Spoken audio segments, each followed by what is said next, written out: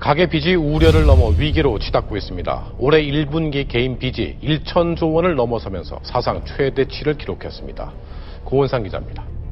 은행에서 대출받기가 어려운 서민들이 카드 현금 서비스에서 몰리고 있는데 자신도 모르게 돌이킬 수 없는 처지가 돼버린 경우가 많습니다. 먼저 그 실태를 예금이자는 낮게, 대출이자는 높게 매겨 돈 버는 건 물론이고 금융당국이 받지 말라는 수수료까지 챙겨가며 배를 불리고 있습니다.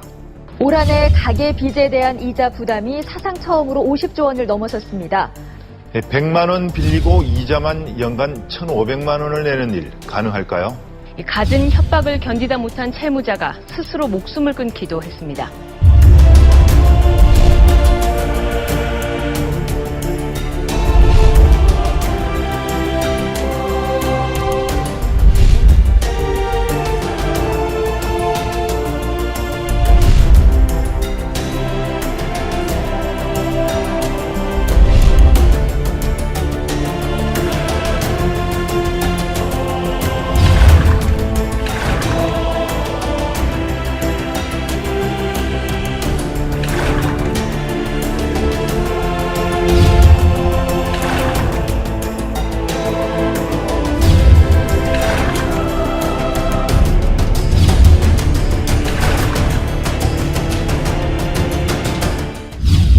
IMF로 직장을 잃으셨던 아버지께서 신문 보고서를 하셨습니다. 가족이 모두 인건비를 아끼기 위해서 다 매달렸지만 빚은 점점 더 늘어나게 됐고요. 결국에는 제 이름으로 학자금 대출까지 받아서 그 빚을 메꾸려고 했습니다만 잘 안 됐습니다. 저는 등록금 부담을 덜어드리기 위해서 그 뒤에 군대에 다녀왔고 제대해서 보니 아버지의 빚은 더욱더 감당할 수 없을 정도로 늘어나 있었습니다. 그래서 저는 서울 변두리 공장에서 7년 동안 빚을 갚기 위해서 용접공으로 일을 했습니다. 용접 일을 해서 번 돈 중에 10만 원을 제외하고 모두 아버지에게 보내드렸지만 결국엔 아버지는 파산하셨습니다. 아버지 부채의 시작은 1,000만 원이었습니다. 그 1,000만 원이 저와 우리 가족의 12년을 모두 앗아갔습니다. 그리고 그 빚은 아직도 남아 있습니다. 희망을 만드는 사람들과 같은 곳을 조금 더 일찍 알았다라고 한다면 제 20대를 그리고 우리 가족의 12년을 그렇게 헛되이 버리지 않았을 거라 생각합니다. 그래도 늦게나마 희망을 만드는 사람들이 같은 곳을 만나서 앞으로 이 빚을 갚을 수 있는 방법을 찾을 수 있다고 하는 것이 정말 다행이라고 생각합니다. 반찬 가게에서 일을 하고 있는 50대 주부예요. 네. 좀 창피한 얘기긴 한데 우리 애 아빠가 여러 번 실수를 하는 바람에 빚이 너무 많이 졌어요. 나도 모르는 사이에 시아버주버님 이름으로 대부업체에서 대출까지 받고 나중에 제가 아는 사실이었는데 그 얘기를 듣고 정말 앞이 진짜 캄캄하더라고요. 애들하고 어떻게 앞으로 살아갈까 이런 생각을 하다 보니까 네, 진짜 하늘이 노랗다라는 생각이 들고 지금까지 살면서 남한테 신세지지 않고 그리고 나쁜 짓 하지 않고 열심히 살아왔는데 왜 자꾸 저한테 이런 일이 일어나는지 정말 억울하기도 하고 열심히 산 사람으로서 정말 보람도 없는 것 같고 네, 좀 억울한 생각이 들었어요. 정말 이렇게 살다가는 진짜 죽도 밥도 안 되겠다라는 그런 생각을 했고 네, 그때 제가 복지관에 볼 일이 있어서 갔다가 강의가 있더라고요. 그래서 강의를 우연히 듣게 됐고 또 거기서 상담사 선생님도 만나게 됐어요. 워낙 제가 어려운 상황이다 보니까 정말 지푸라기라도 잡고 싶은 심정에 그 선생님이랑 얘기하면 뭔가 좀 풀릴까 싶어서 네, 좀 상담을 하게 됐습니다. 그래도 뭐 평생 빚만 갚다가 인생 끝나는 거 아닌가 싶어서 이렇게 살면 안 되겠다 싶어서 좀 상담 신청을 했는데 남편과 함께 같이 갔어요. 남편이 상담 끝나고 나서 본인이 그동안 삶이 참 부끄럽고 좀 창피했다라는 생각이 들었나 봐요.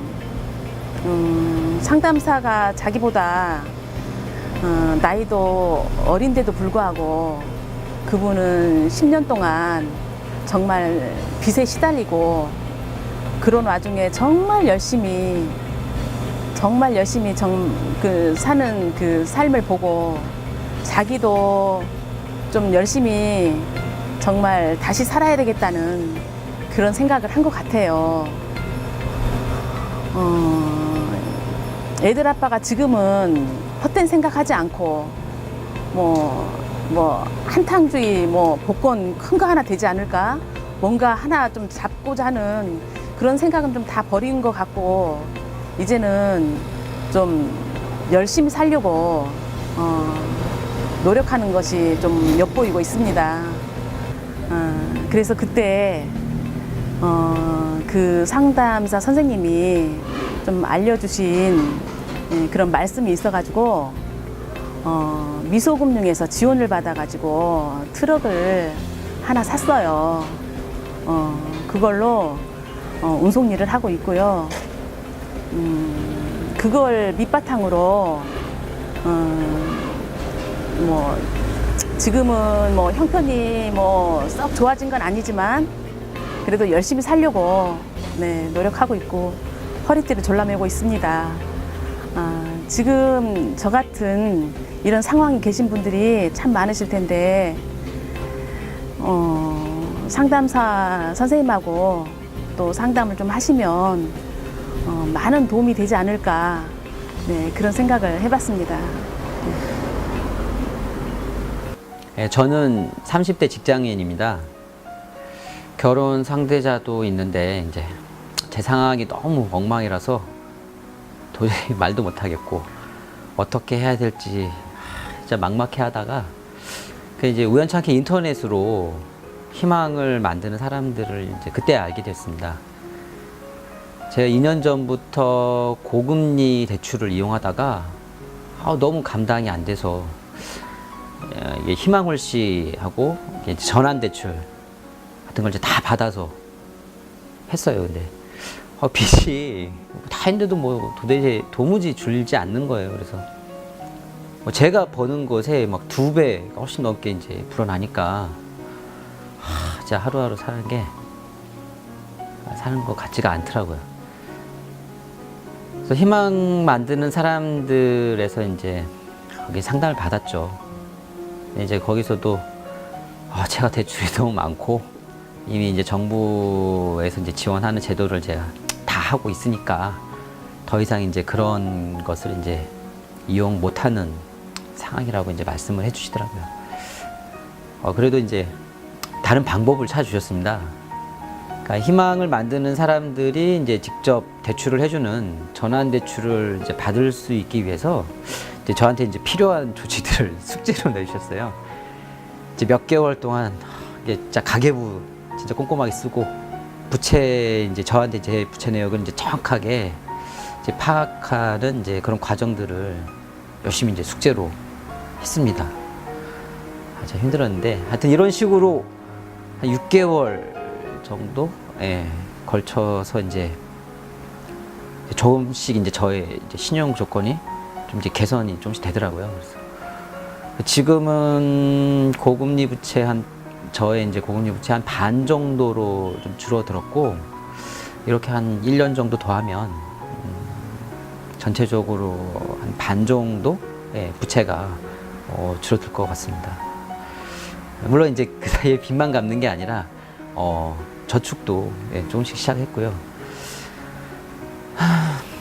결혼 상대자인데 아직은 이제 말을 할지 좀 조심스럽긴 한데 이렇게 한 내년쯤이면 이제 결혼도 이제 할 수 있을 것 같아서 좀 안심도 좀 되고요. 진짜 이번에 참 배운 게 많았습니다. 정말 힘들었고 그래도 이제 결혼하면 빚지지 않고 살 수 있는 방법을 많이 배웠어요. 예, 다시 한번 희망을 만드는 사람들 상담사님께 감사드립니다. 고맙습니다. 저는 세 아이를 키우는 엄마인데요. 1년 전에 아빠가 반년 가까이 실직 상태였고 갓 태어난 막내는 몸이 안 좋아서 곧 수술을 앞두고 있었어요. 생활비는 벌써부터 모자라서 적금 깨고 보험 약간 대출 받아서 끌어다 쓰고 있었는데 식구들한테도 신세를 여러 번 졌어요. 정말 살 떨리는 상황에서 희망을 만드는 사람들을 만났습니다. 누구라도 붙들고 울기라도 하고 싶은 마음이 한두 번이 아니었는데 상담사님과의 첫 만남에서 가족도 아닌 타인이지만 왠지 제 형편을 속속들이 다 털어놓게 되더라고요. 그러고 나니까 속이 정말 후련해졌어요. 답이 없을 수도 있지만 어떻게 하면 되는지 방법을 꼭 찾아보자고 하는 상담사님의 말만으로도 코끝이 찡해왔습니다. 그러고 일주일이 지나서 다시 상담사님께서 찾아오셨는데 조목조목 대처 방법을 알려주시는데 정말 가슴이 뭉클해졌습니다. 얘기 듣는 것만으로도 자꾸 힘이 났어요. 얽혔던 실타래가 하나씩 풀리는 느낌이 들었고요. 우리가 곧 무너질 게 아니라 서너 달을 더 버틸 수 있고 아빠가 임시직으로라도 150만 원 정도만 벌 수 있게 된다면 계속 살아갈 수 있다는 진단 결과를 듣게 됐습니다. 나중에 들은 얘긴데 견딜 방법이 있다는 얘기를 듣는 것 자체만으로도 애기 아빠가 큰 힘이 됐다고 하더라고요. 그 뒤로 애기 아빠는 낙심하는 일이 줄어들었어요. 쉽진 않겠지만 지출을 좀 더 줄일 구석을 찾아냈고 어떻게 하면 줄일 수 있는지에 대한 조언까지 들었고요. 그나마 조금 남은 돈을 어떻게 활용할지도 들었어요. 우리 가족이 어렵지만 그대로 실천했고 4개월을 버틸 수 있었어요. 하늘이 도우셨는지 그 사이 아빠는 취직을 했고요. 지금은 빚도 많이 줄었답니다. 얼마나 다행인지 몰라요. 이제 막내가 걸음마를 시작했는데 그때 잘못됐으면 우리 막내가 어떻게 됐을지 생각만 하면 눈물이 나요. 상담사님 정말 감사하고요. 우리 5 식구 살려주셨습니다. 고맙습니다.